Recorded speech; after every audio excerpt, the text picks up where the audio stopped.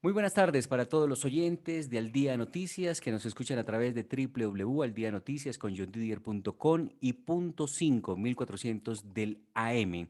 Y en esta oportunidad estamos en comunicación con el concejal de Bogotá y la concejal de Bogotá, primero las damas. Lucía Bastidas también nos acompaña a esta hora aquí en Al Día Noticias. Lucía Bastidas, muy buenas tardes. Muy buenas tardes, John Didier. Un abrazo para usted y para su familia. Gracias. También saludamos al concejal de Bogotá, Nelson Cubides. Muy buenas tardes, concejal. Qué gusto, John Didier. Un abrazo muy especial. Un placer estar aquí en Al Día de Noticias. Un saludo para nuestra colega Lucía Bastidas. Sí, estamos en simultánea por Al Día Noticias y punto 5. Bueno, inicialmente el tema de la ocupación de las camas UCI en Bogotá. ¿Qué lectura le da Lucía Bastidas a lo que está pasando con las camas UCI? Ocupación 100%. Hay denuncias de personas que están esperando la asignación de una cama, pero que no se ha hecho. ¿Qué análisis tiene usted? ¿Qué posición tiene Lucía Bastidas en este momento sobre lo que pasa con las camas UCI en la capital de la República? Bueno, lo que pasó la semana pasada, John Didier y querido Nelson, es dramático, es una crisis que no quisiéramos estar en los zapatos de ningún familiar de los cientos de pacientes que están hospitalizados y que están clamando por una UCI. Nos decían que había unas cifras distintas entre el Ministerio de Salud y entre la Secretaría de Salud, pero lo concreto es que por lo menos yo recibí muchas denuncias de pacientes que estaban buscando una unidad de cuidados intensivos, que además ponen a la familia a que vaya usted busque una UCI, cuando no debería ser así. La gente entonces empieza a acudir a las redes sociales o alguna manera para que se pueda trabajar en función de mejorarle su calidad de vida. Creo que eso es importante y que ha sido clave que podamos denunciarlo y que se puedan adoptar los correctivos necesarios para el tema de la UCI. Y concejal Nelson Cubides, ¿cuál es su posición, su lectura de lo que está pasando con las camas UCI en Bogotá? Pues John Didier, estoy mirando acá la página de Salud Data del Observatorio de Salud de Bogotá. Cómo esto cambia cada minuto, porque usted entenderá que fluctúan, entran unas camas, salen otras, personas mejor entran y salen. Y está cambiando. Aquí, según Salud Data, eh, tenemos un porcentaje de ocupación de COVID-19 del 94%.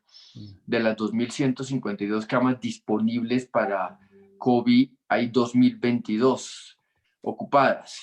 Un drama absoluto, como señalaba Lucía. Pero el drama es que cuando usted ve el comportamiento que hay desde el 1 de abril, cuando teníamos 935 camas UCI ocupadas, 935 camas UCI el 10 de abril, y poco más de un mes después, es decir, hoy 13, 14 de mayo, tenemos 2.152 camas. Esto es poco más del doble, y esto es lo que demuestra la crisis sanitaria que podemos tener, porque si usted duplica el porcentaje de ocupación de las camas UCI solamente en un mes, pues imagínese lo que viene. Si en ese mes no habíamos tenido las marchas, imagínese lo que va a venir de ahora en adelante. Esto va a ser una cosa exponencial y lo hemos vivido, secretario de gobierno, alcaldesa, cualquier cantidad de funcionarios que estuvieron expuestos, y eso que con toda la precaución, hoy estamos viviendo esa crisis. Un drama lo que está viendo hoy la ciudad. Pero hay algo que no logro entender, concejal Lucía Bastidas y Nelson Cubides. ¿Hay o no hay camas? Porque desde la Secretaría de Salud dice que hay un remanente, 94%, 96%. Eso quiere decir que hay un 4% disponible. ¿Por qué hay personas que denuncian que esperan y esperan y no se les ha asignado? ¿Qué es lo que pasa, concejal Lucía Bastidas? Bueno, primero hay que tener claro que las camas UCI tienen una ocupación entre 15, 22, un mes, 2 meses. Hemos tenido pacientes que duran hasta 100 días en una unidad de cuidados intensivos. No es que haya rotación permanente, hay rotación, pero no es tan permanente. ¿Y cómo desocupan una unidad de cuidados intensivos? Cuando una persona fallece o cuando la dan de alta, mínimo, mínimo 15 días después, o la trasladan a otra el lugar que no sea UCI. Después de que desocupan una cama de cuidados intensivos, pues si agilizan los protocolos y lo hacen muy bien y rápido, mínimo 4 horas mientras desinfectan, mientras organizan, mientras esperan el camillero, un montón de protocolos y eso demora. Entonces, el remanente no es como el que quisiéramos. Y lo cierto es que hay personas esperando unidades de cuidados intensivos. También veíamos el panorama nacional. El panorama Pero si nacional hay nos decía personas, quiere decir, concejal, que la ocupación es del 100%, porque si están esperando, exactamente, y lo mismo dijo el ministro, y no se quiso pronunciar el secretario de Salud, alcalde encargado de la ciudad, porque hay un problema primero en las cifras. Una cosa dice Salud Data, otra cosa dice el Ministerio de Salud. Entonces lo que necesitamos es que haya claridad en las cifras, pero además de que nos pongamos a pelear por las cifras, si es una, si es otra, hay peticiones de unidades de cuidados intensivos y las resolvemos inmediatamente. No quisiera, nos dolería en el alma. No sé si recordamos lo que pasó en Italia, lo que pasó en Bérgamo, Italia, cuando la gente pues simplemente escogían. Cuando nos toque llegar a ese punto, ¿con qué criterio su papá, mi mamá, los familiares del concejal de ya cualquier llegamos, en bogotano? Medellín ya pasó eso, concejal. Pues en Medellín pasó y no nos puede pasar aquí. Es que tuvimos tiempo para organizar. Sabemos además que un pico que iba a durar 15 días, finalmente va a durar un mes. Nos dicen que finalmente podrá estar hasta la primera o segunda semana de junio. Las marchas cobraron la peor factura de todas, John Didier. La peor factura. Y es una factura de muertes de bogotanos, de muertes de ciudadanos que se expusieron, pero además no son solo los que van a las marchas, los que van a las marchas y no usan el tapabocas, los que van a las marchas y llegan a sus casas y tienen un par de ancianos o unas personas que no están cuidando. Entonces, finalmente, el que hayamos tenido 5.000, 6.000, 7.000, casi llegando a los 8.000 contagios, debe darnos una idea de lo que está pasando en la ciudad. ¿Qué tenemos?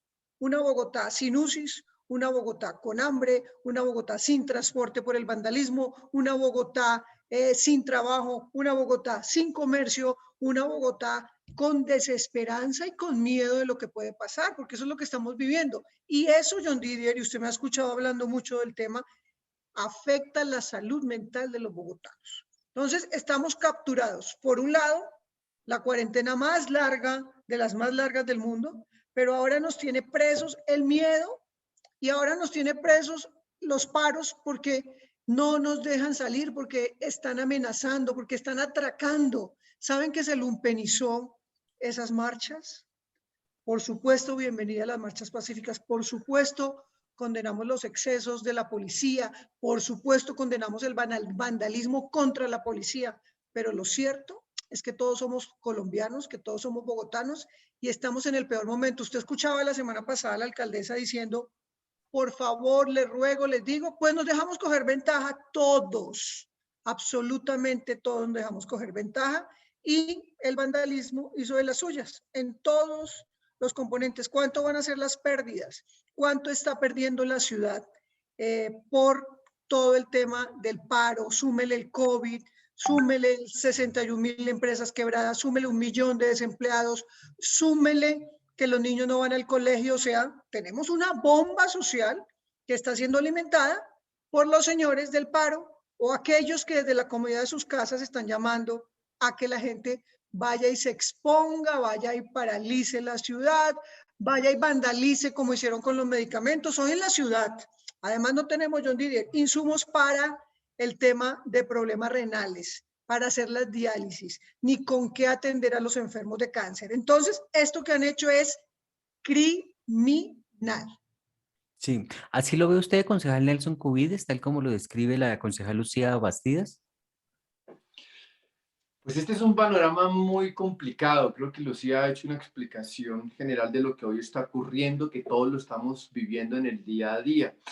Eso implica un reto gigante porque pues hoy la ciudad no tiene claridad hacia dónde va a ir en temas claves, como por ejemplo el tema de la recuperación económica. Hace muy poco aprobamos un proyecto que buscaba precisamente algo similar, pero cuando usted tiene, digamos, trata de desarrollar un proyecto como el que denominó ella el Plan Marshall, pero a eso le pone un boquete que se llama una pérdida de la capacidad productiva que tiene hoy la ciudad por estos paros, marchas, por toda la delincuencia que se ha venido generando, pues esto desvía necesariamente la atención. Se iba mostrando algún signo de recuperación comenzando el primer trimestre del año y hoy lo que estamos viviendo es una crisis total. Ahora, yo sí creo que esto entra a un contenido, como decía ahora Lucía, de salud mental, es decir, entra un contenido psicológico muy fuerte en la población, porque es que entra una sensación de desesperanza en la ciudad, de que como que esto no tiene posibilidad, no tiene rumbo y hacia dónde podemos nosotros, perdón, que Sí. me entró una llamada y se bloquea. Y eso es una crisis. Además da una sensación de pavor, porque cuando sea que esté full o no las camas UCI, pero si estamos a menos de 100 camas y hay 500, 600 personas pidiendo cama, pues obviamente ahí es donde comienzan a decir no hay, no hay, no hay, y comienzan de alguna forma a priorizar. Eso genera una conmoción. Y si usted prende las noticias, ve asesinatos, muerte, ve delincuencia, ve una cosa que realmente causa esa sensación de temor, pues es que comienza a derrumbarse la moral de todos los colombianos. Y pues preocupa también, yo sí creo que aquí, eh, si bien no es una responsabilidad exclusiva del gobierno distrital, esperábamos que el gobierno nacional comience a asumir un mayor liderazgo, porque es que si no lo hace de forma inmediata, entonces sí todos los gobiernos locales van a comenzar a decir, mire, el gobierno nacional no tuvo el liderazgo y por eso se nos derrumbó el Bogotá, por eso se derrumbó Medellín, por eso se derrumbó Barranquilla, etcétera, y eso sería un caos total. Bueno, concejal Pero ahí Lucía yo quería Bastido. decir una cosita, John Didier. Sí, Es que concejal. no dejan actuar al gobierno nacional, es que no dejan actuar a la institucionalidad. Entonces, quieren que con besitos y con pétalos de rosa, entonces quiten a los vándalos de las vías principales del transporte. El 45% del transporte bogotano acabado y la alcaldesa diciendo que los niños se portaron muy bien el día de hoy y demás. Entonces, la contundencia también es o dejan actuar porque lo que pasó en Bogotá es que nos cogió ventaja el vandalismo. Estaba viendo un video ahorita de unos bloqueos en Facatativá y el video lo que ve es unos manifestantes que están robando toda la cerveza de un camión de cerveza. Entonces usted dice, ¿por qué es que protestan? ¿Qué es lo que está pasando? ¿Qué hay detrás? Se lumpenizó la manifestación y eso hay que decirlo claramente.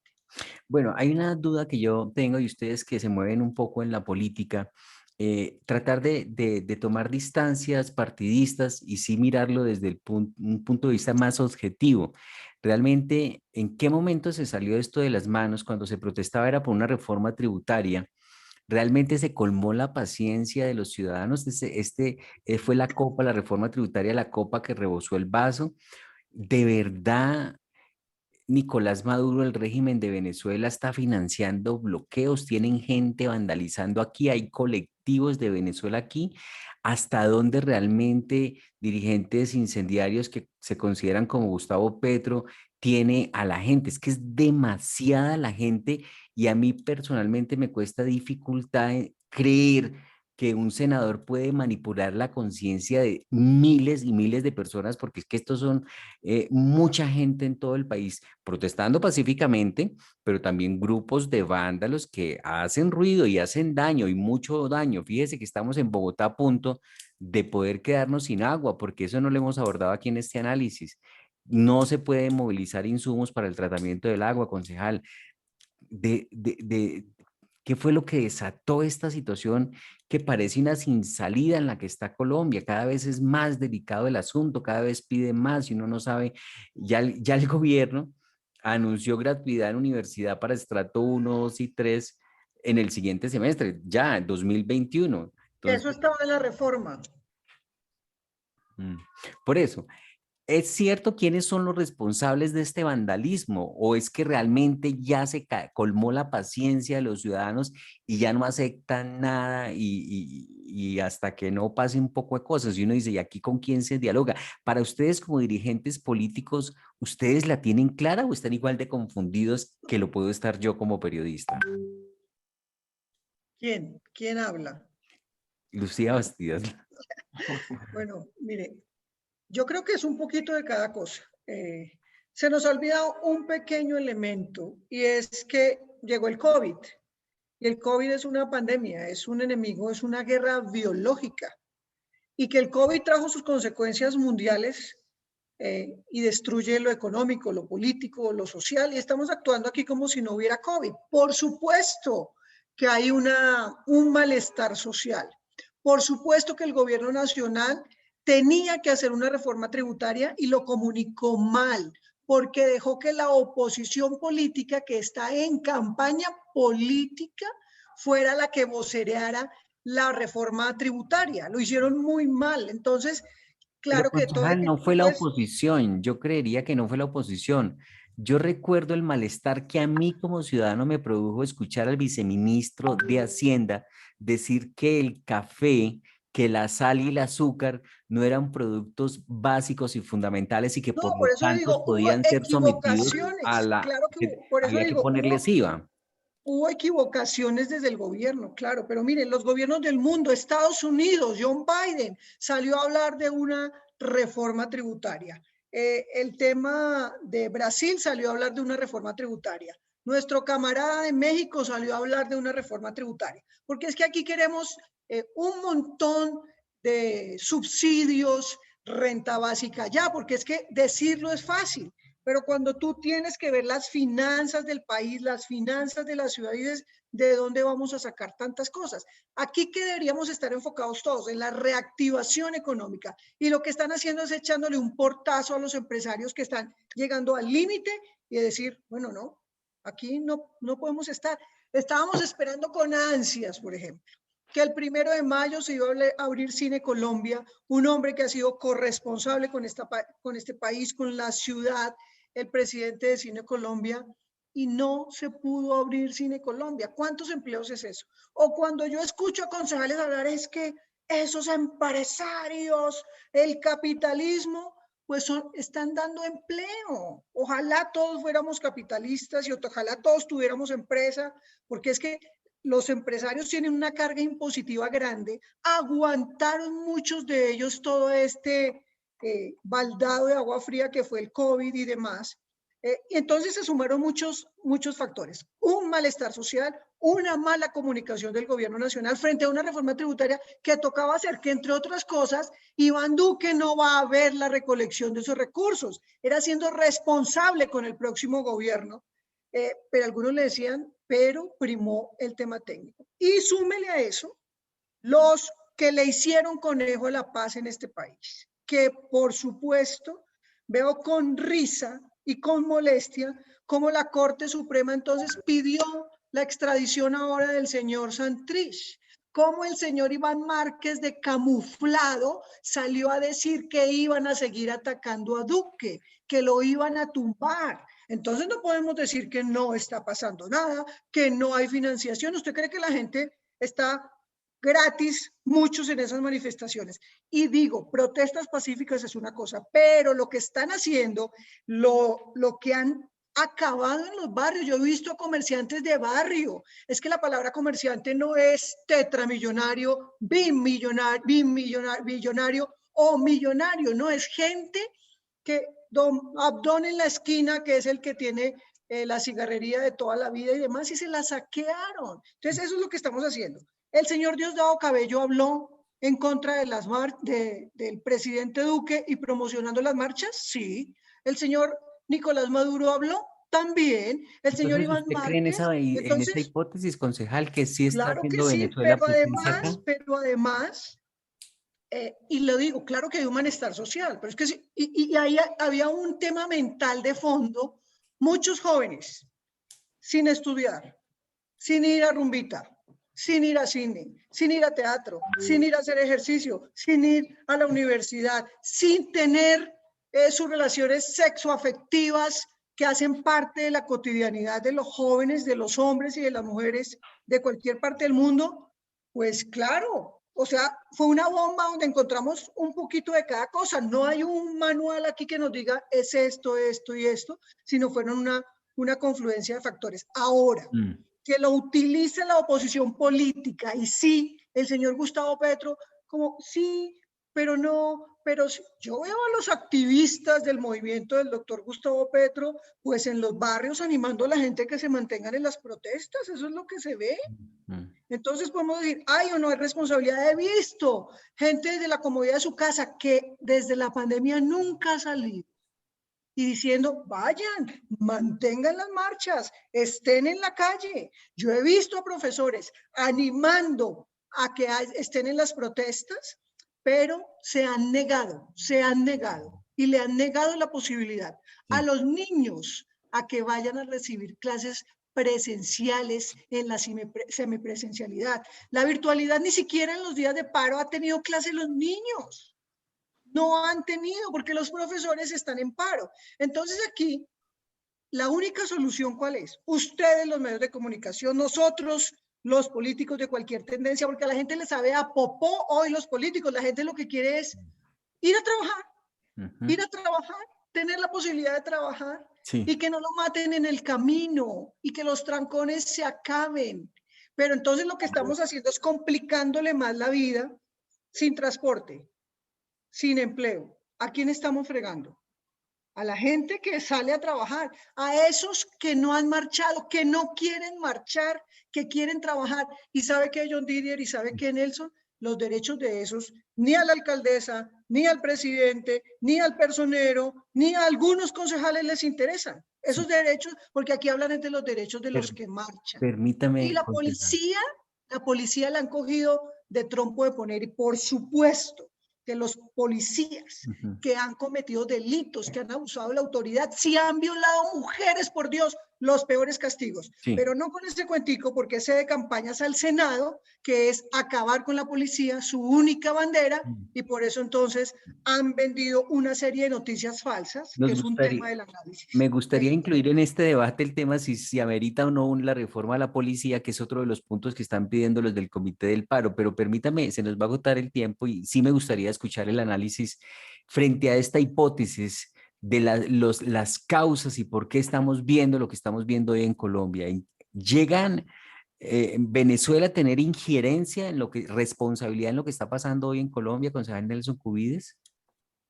Mire, John Didier, digamos, yo estoy de acuerdo parcialmente con algunos de los planteamientos de Lucía, pero Lucía, nosotros no podemos negar que hay un agotamiento, hay un grito desesperado de millones de colombianos que se han sentido excluidos en un nivel de desigualdad atroz y Por eso que hablé de malestar social. ese nivel de desigualdad pues se ha agudizado con una crisis de una pandemia, con delincuencia, bueno, etcétera, que se vuelve un caldo de cultivo que pareciera que no podemos acabar. Es decir, aquí hay una realidad que no podemos negar y nosotros no podemos cerrarnos o sea, si usted se pone a ver las cifras del gobierno, otro día, ayer me puse a revisarlas para un debate que tenía en una emisora y yo decía, a ver, el, la inversión que se ha hecho desde el punto de vista social del gobierno llegaba a los 53 billones de pesos. Y según los análisis que veía, es la inversión social más grande que se ha hecho en los últimos 12 años. Es decir, casi 3 veces más de lo que se hacía en años anteriores. Es decir, este gobierno ha hecho un aporte y una inversión impresionante. Sin embargo, ¿por qué estalla en las manos una bomba? Una bomba que era de tiempo cuando se supone que es un gobierno que ha invertido 3 veces más de lo que ha invertido los otros gobiernos. Es decir, aquí hay un grito desesperado, hay un grito desesperado que está siendo muy bien aprovechado por organizaciones detrás que ¿Se nos fue el concejal? Se le vio cortada. Se le cortó, pero sí, interesante lo que dice el concejal Nelson Cubides. Vamos a estar pendientes de su regreso ya cuando estamos llegando al final de este debate que hacemos con Lucía Bastidas del Partido Alianza Verde y Nelson Cubides del Partido Conservador. Si hay ese malestar. Concejal, en estos minutitos o en este minuto que nos queda, pues queremos agradecerle su participación aquí en Al Día Noticias por Punto 5 y por www.aldianoticias.com. Espero, concejal, que sintonice la emisora y Claro que sí. disfrute de la programación musical que incluso va a quedar a partir de este momento. Concejal, que pase muy buen día. Gracias. Un abrazo, gracias y bueno, canalicemos toda esta energía y toda esta preocupación por la reactivación económica que tanto necesita nuestra ciudad. Un abrazo. Un abrazo, gracias a los concejales Nelson Cubides y Lucía Bastidas. Yo soy John Didier Rodríguez.